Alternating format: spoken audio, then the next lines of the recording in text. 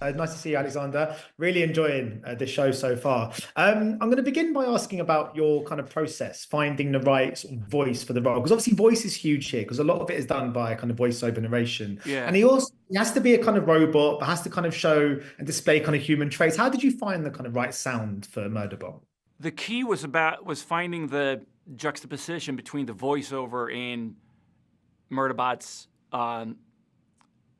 voice when it speaks to the humans on the team. The inner monologue, we wanted that to be more energetic and effervescent and self-deprecating in a way, and whereas the speaking voice would be more robotic, for lack of a better term, slightly more staccato and also scaled back. Murderbot is not very, as you've seen, not very chatty. It goes out of its way to avoid conversations. Meanwhile, the inner monologue can be more rambling, and so it was about finding, I think, efficiency. Murderbot speaks when spoken to, and it's very succinct and to the point.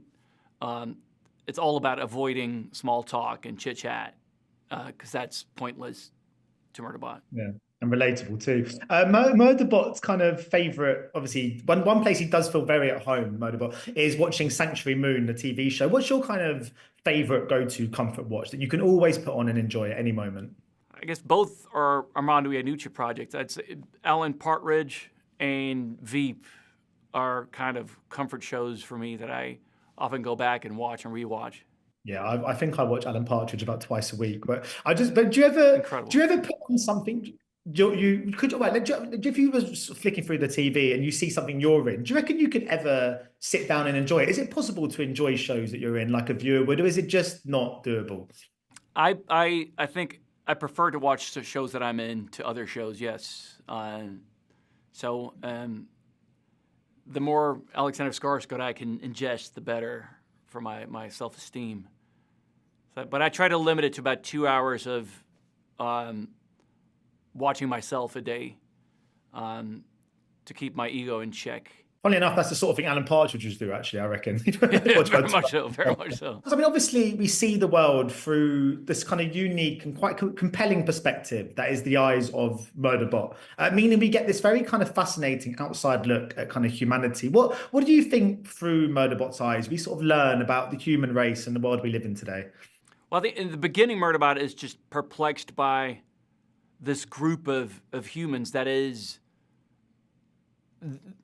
They're quite different to most people it's worked with in the past, because they treat Murderbot like a member of the team, and they look Murderbot in the eyes, which Murderbot hates, but they're including it, and there's a lot of love and companionship there.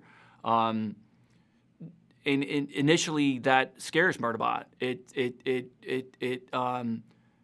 It's something new and intimidating about that. There's something new and intimidating about that, and all the eccentricities and the frivolous in Murderbot's eyes. These relationships that are not, for example, the love relationships. It's something that Murderbot doesn't understand at all, but is quite intrigued by it. I think that's part of the appeal of watching Sanctuary Moon for Murderbot, because then at a safe distance, it can watch a show about humans, and it tries to understand why they do selfless acts and why they do selfish acts and why they treat each other the way they do, good things and bad things. So over the course of the season, Murderbot is exploring its own humanity through the eyes, through watching this group of humans, and I think it's pretty profound when Murderbot realizes that they are capable of doing selfless acts, committing acts that are selfless. It's something Murderbot hasn't experienced before, and I think that changes Murderbot's view on humanity fundamentally. Yeah, it's a light show with a lot to say. Well, thank you so much for your time today. Best of luck with the release of the series. Much appreciated. Thank you. Ladies and gentlemen, you're watching Hey You Guys! Hey, you guys! Hey, you guys! Hey, that's what they all say. Hey, you guys! Hey, you